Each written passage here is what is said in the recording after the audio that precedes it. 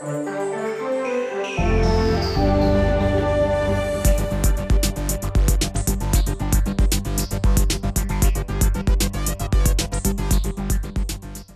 so how did you first meet up with Sally? I saw an advertisement, and I think it was on the web somewhere, for a first-time home buyer seminar that they were putting on. Went to it because I had been pre-approved for a mortgage and was just starting the process of finding a house to renovate. So what was the first thing that you did with Sally to start off the home buying process? Well, I went to her office and basically told her the price range that I was looking at, to which she said, well, that's probably on the low end of the side of anything we're going to find in Toronto at the time. This was back in 2003, and I wanted to spend under $270,000. And we found the house that in the C2 district on that month was the lowest priced house, and it had been on the market 90 days, and it looked horrible. It was like the worst showing house that Sally said she'd been in for a long time, maybe even ever. But it seemed like it had a bit of character from the outside. I loved the area. It was just off Queen Street West, and I took a 5-foot level through the house, found that everything was level and square, and said, well, if I'm going to demolish it, I might as well start with one in the right neighborhood and not worry about what it looks like. What were the biggest home buying concerns you had before you met with Sally? I think just finding the right area. I had a very, very tight budget. As I said, most things in 2003, single family downtown, were not in my price range. There were 25, 50, 75,000 more, and if I was going to completely renovate it, I knew I'd have to buy really on the low end of the scale. So finding a house at the price point that wasn't in outer suburbia was a real challenge. Okay, so what advice did Sally give you? Well, I think her advice was to find something as close to the downtown core if we're looking for resale value in the future, and that turned out to be just phenomenal advice because 8 years later everything worked out very well. And then just taking the time to sit down with me and go through listings, and we drove by a few of them. I drove on my own to a few, but she steered me to the ones that she knew were in areas where there weren't sort of hidden issues. And back at that time, there were some areas in the east end of the city that had termites. There were some other areas in the city where there was like underground stream, and there just happened to be 2 houses on the street that were, you know, priced quite low. They looked on the surface to be a great deal, and Sally knew that, no, that's a street where the foundations are giving out, or that's a street where there's termite issues, etc. When did you actually start going out to look at homes, and what happened when you went out? I think we went out within a few days of her first meeting, and I think we only drove by about 3 and decided not to even ask for a viewing on any of them. They were so horrible. And let's face it, when you're looking for the cheapest house in the downtown core, you know, I've 200 houses listed, and I'm picking the bottom 5 on the list to go and look at. They're not going to be pretty. So when I drove by this house, I liked the outside of it, even though it needed work. But you could tell that it was a good old Edwardian style row house. It had some character. I said, well, I don't know what's going to deter me from this one. And so then that's when we had a look inside.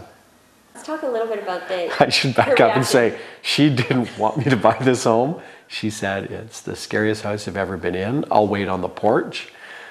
And said it hasn't sold for 90 days and they're only coming down $2,000 on the price. She said, walk away. So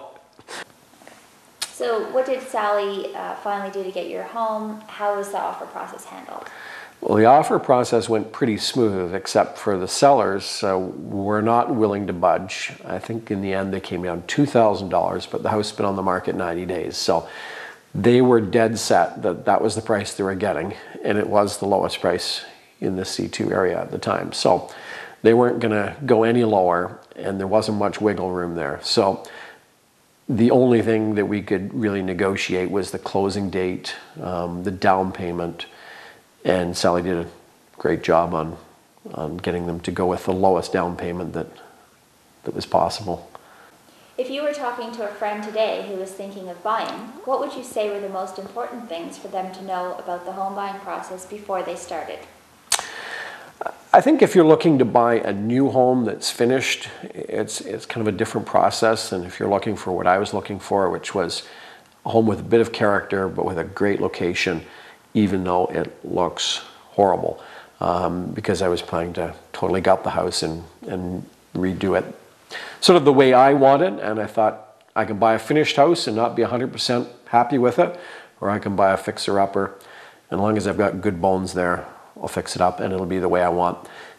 So finding an agent that will find you that house, that it's at the right combination of price and location, is tricky, and I think a lot of agents won't take the time to find that house for you. They'll want to push you to an easier sale that's maybe a little further out of the downtown core where I was looking for, or to something that's just very easy to get through. But in this case, we had to negotiate, and she had to basically beat them over the head to get another couple $1,000s off the price. But in the end, they weren't moving, and we finally got a deal done. Okay. What was the scariest part of the buying process and the most exciting part? The scariest was probably just going to the bank and trying to get pre-approval. Even though I had a sizable, down payment, I guess when it's your first house, you're always worried whether you'll get approved, and then being sort of pleasantly surprised at how much I was approved for, even though it still left me at pretty much the low end of the market. And what was the most exciting part? I guess getting the confirmation that I had been approved for the mortgage, but then probably when we had an offer that was accepted, followed closely by walking in the door. Even though, as I said, it was an extremely rough house, walking in and seeing the ceiling heights and sort of looking through the walls that I planned to remove to see what would be here, that sort of was a few years of planning all coming together, and it came together very quickly. Okay. Could you give us some overall final thoughts about the buying process and how it impacted you? I guess final thoughts would be make sure you're pre-approved so you know what price range you can be looking at. If you're buying an older house, as I did, budget for what you're going to require for a renovation, and then add probably 50% to it if it's your first time, because you'll be that far out. And even some things you'll get done on budget, but then you'll have to redo. And I did that. I changed my mind halfway through about where I was going to locate a washroom.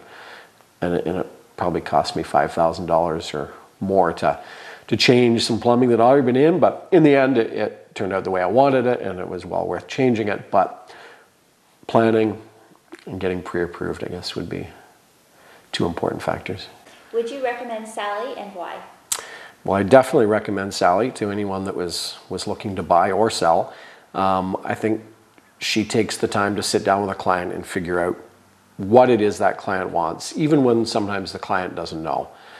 I thought I knew pretty much the neighborhood I wanted and the style of house that I wanted, but I had been looking at some other options, and she steered me away from them, and in hindsight, that was a really smart idea. I'd looked at bigger houses that I know in the end I wouldn't have had the budget to renovate at the level I would have wanted, and I'd be stuck with a great big house that was half renovated.